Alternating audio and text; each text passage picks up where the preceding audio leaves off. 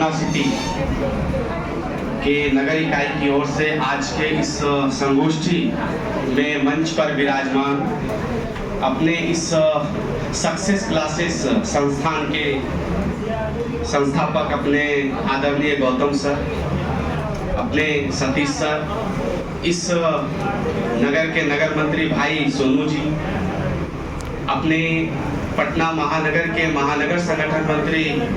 श्री प्रशांत गौतम जी, पाटलिपुत्र विश्वविद्यालय के विश्वविद्यालय संयोजक भाई प्रियरंजन जी, अपने पटना और दानापुर के विभाग संयोजक श्री विक्की जी, छात्र नेता पटना विश्वविद्यालय के अनमोल लक्ष्य जी, और इस मंच के संचालन कर रहे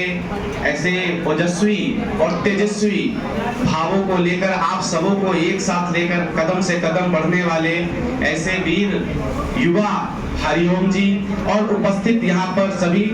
छात्र बंधुवर भगिनी। पटना सिटी जो कि अपने आप में एक इतिहास को लपेटे रखा है, इस गुरु गोविंद सिंह जी की पावन पुण्य भूमि और माता पटन देवी की पुण्य भूमि के इस पावन भूमि पर उपस्थित आज सभी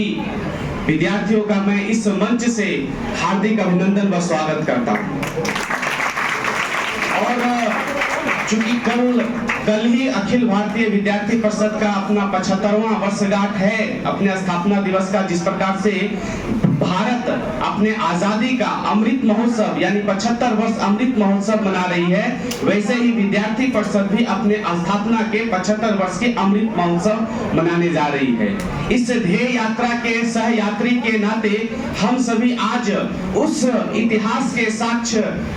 साक्षी बनने वाले ऐसे सभी विद्यार्थियों को भी मैं आज इस मंच से आभार व्यक्त करता हूं कि आप लोगों ने अपना कीमती समय निकालकर, और इस शिक्षण संस्थान का भी मैं अपनी ओर से आभार व्यक्त करता हूं कि आपने मुझे आने का जो अवसर दिया, मैं आपके प्रति भी आभार व्यक्त करता हूं।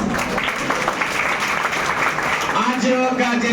का जैसा कि विषय है कि राष्ट्र के प्रति युवाओं की भूमिका, एक तो भूमिका के संदर्भ में मुझे स्पष्ट होनी चाहिए। जैसा कि सर ने कहे थे, एक लाइन थोड़ा वो अधूरी रह गई, लेकिन मैं उस लाइन को पूरा करके मैं अपना विषय शुरू करूंगा। संघर्षों के साये में असली जवानी पलती है, संघर्षों के साये में असली जवानी पलती है, जिस और जवानी चलती है उस और जमाना चलता है।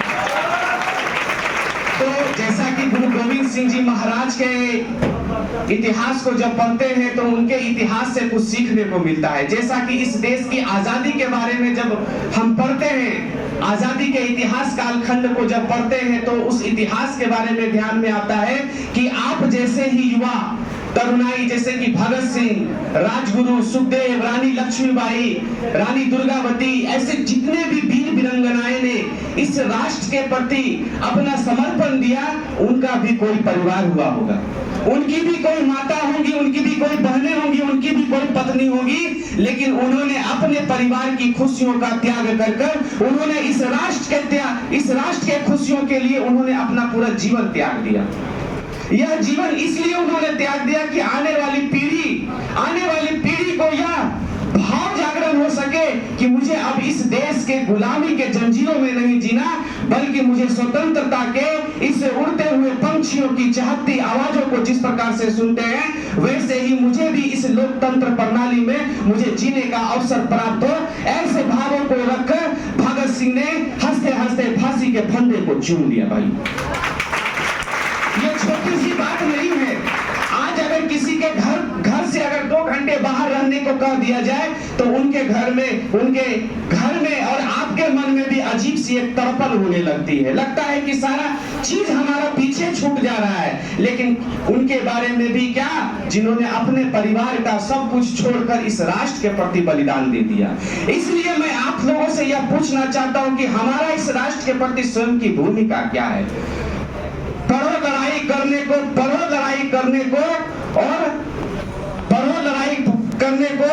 शिक्षित समाज बदलने को, तो इस प्रकार के भाव के साथ आपको बदलना पड़ेगा। हम पढ़ाई अगर कर रहे हैं तो हमारा पढ़ाई से समाज को क्या मिलने वाला है, हम वर्तमान सोचकर हमारा भविष्य कैसा होगा, ऐसे बातों को लेकर आगे चलने की जरूरत है। आज हम लोग पढ़ाई भी कर रहे हैं और समाज में हम डर भी रहे हैं, सहम भी रहे हैं, तो आखिर यह राष्ट्र कैसा राष्ट्र बनने जा रहा है। आज भारत का आजादी का 75 वर्ष हो रहा है, आने वाले जब 100 वर्ष भारत का जब होगा, भारत का जब शताब्दी वर्ष मन रहा होगा, तो आप जैसे युवा कहीं ना कहीं किसी न किसी क्षेत्र में अपना योगदान दे रहे होंगे। लेकिन आपके योगदान में इस भारत के परिवर्तन में आपकी क्या भूमिका सुनिश्चित होने जा रही है, इन बातों को आपको समझने की जरूरत है। इन बातों को समझने की जरूरत है। आप जैसे जब युवा यहाँ पर जिस तैयारी को लेकर आप यहाँ पर इस कोचिंग संस्थान में आ रहे हैं, आपको एक बात समझनी पड़ेगी कि आपको सिर्फ यहाँ पर सफल होने के लिए नहीं आना है, आपको सिर्फ यहाँ सफल होने के लिए नहीं आना है, अपितु यह जीवन हमारा सार्थक कैसे हो, इस बात को समझना पड़ेगा। मैं इस सफलता और सार्थकता का 2 लाइन में आपको समझाना चाहता हूँ। हमने रामायण तो देखा ही होगा, किसने है कि रामायण हमने नहीं देखा, सब लोगों ने देखा है,